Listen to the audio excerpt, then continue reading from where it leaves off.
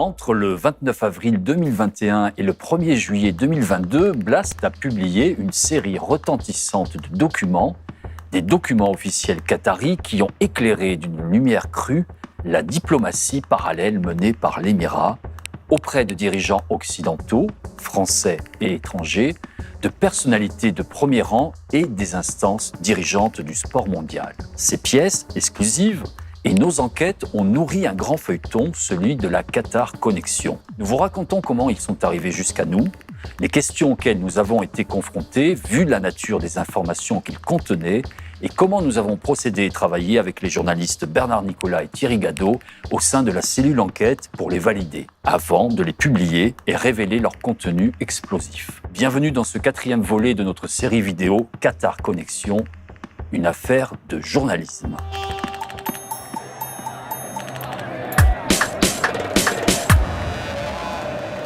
Bernard Nicolas et Thierry Gadot sont venus nous voir début 2021, alors que nous préparions la mise sur orbite de Blast, pour parler à Denis Robert de documents qu'ils avaient en leur possession. Je reçois un jour un coup de fil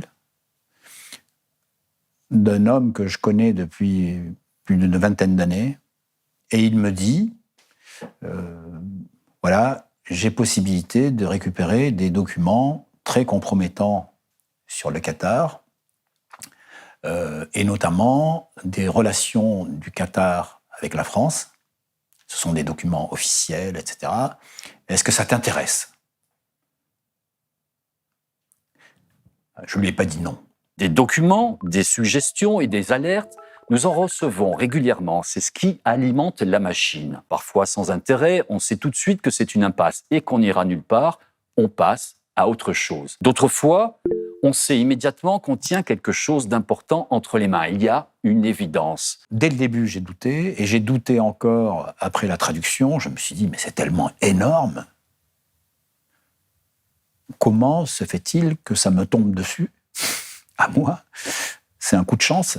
Avant de publier et diffuser, il y a d'abord des cases à cocher. Alors, Bernard m'avait déjà un peu ambiancé sur le fait qu'il attendait quelque chose de chaud, qu'il viendrait me voir, etc. Et donc, il est venu chez moi. Et puis, il m'a sorti les documents, les 4 premiers. Alors, comme ils étaient en arabe, il m'a dit ce que lui avait dit sa source sur le contenu de ces documents. Il m'a parlé de sa source. Il m'a précisé qui il était et comment il s'était procuré ces documents. Ces 4 documents originaux concernent à l'époque 3 personnalités françaises et une ONG internationale. Et ce sont en fait, c'est le terme évoqué dans ces documents, des cadeaux de la part de l'émir envers ces personnalités, sous forme de virements, de chèques, de remises de cash. Et ce sont donc des ordres de paiement. Donc voilà, donc on commence à voir un processus où on voit apparaître tout ce circuit de l'argent gris, noir, que les autorités qatariennes veulent remettre à des personnalités en France ou à l'étranger. Au cours de cette première réunion de travail avec Bernard, moi je lui ai dit, il y a quand même un problème fondamental, c'est qu'on n'a aucun moyen de vérifier l'authenticité de ces documents.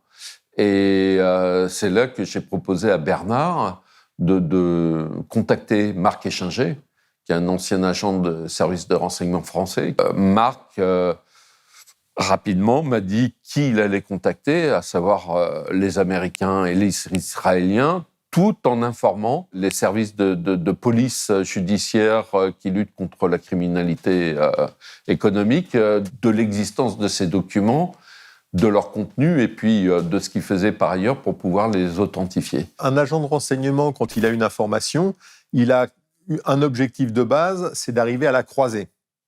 Et la croisée, ça veut dire avoir au moins 3 sources ou des moyens qui permettent de recouper des éléments et de reconstituer comme on peut reconstituer un puzzle.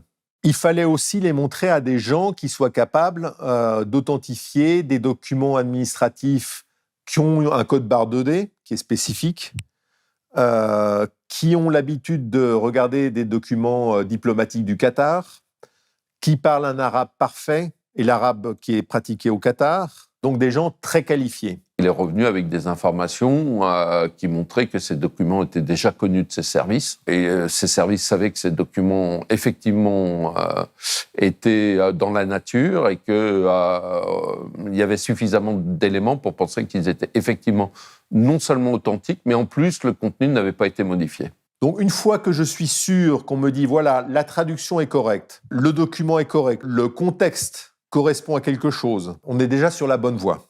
Alors, nous, les documents qu'on a n'apportent pas la preuve que ces versements ont eu lieu. Il faut toujours le rappeler. Ils apportent juste la preuve que l'émir du Qatar a voulu remercier financièrement un certain nombre de personnalités en France. Les ordres ont été donnés. Donc on peut supposer, ou en tout cas on peut se poser légitimement la question, que pour savoir si les virements ont été réalisés. Et s'ils ont été réalisés, sur quel compte ils ont atterri. Thierry Gadot et Bernard Nicolas sont des journalistes expérimentés. Ils connaissent le métier et ont fait la preuve de leur indépendance. Ils ont travaillé sur des affaires complexes, que ce soit en matière financière, sur la corruption ou sur des scandales mettant en cause la raison d'État. Mais cette fois, ce qu'ils détenaient, c'était encore autre chose, par la dimension et les implications en jeu. Quand on a des documents de ce type-là, c'est la première fois que j'ai des documents sur potentiellement une affaire de corruption d'envergure mondiale. Au début, c'est juste une promesse de quelque chose, mais tant qu'on n'a pas réussi à avoir quand même 2-3 éléments d'authentification, ça reste juste des documents prometteurs, mais sans plus.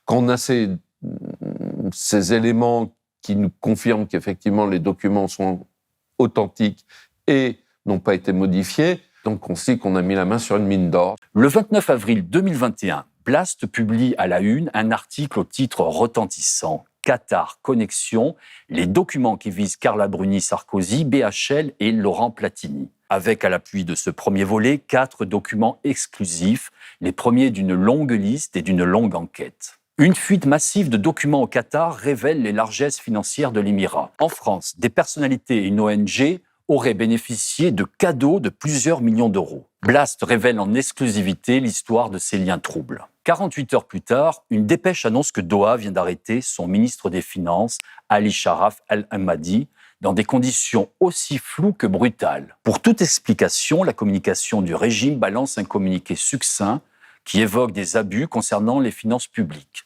sans plus de détails. Ce dignitaire du régime, avant de devenir ministre, était directeur de la Qatar National Bank, chargé de mettre à exécution les ordres de paiement rendus publics par Blast, un établissement sponsor de premier rang de la Coupe du Monde qui démarre bientôt, qui reviendra par la suite régulièrement dans la série d'articles de la Qatar Connexion.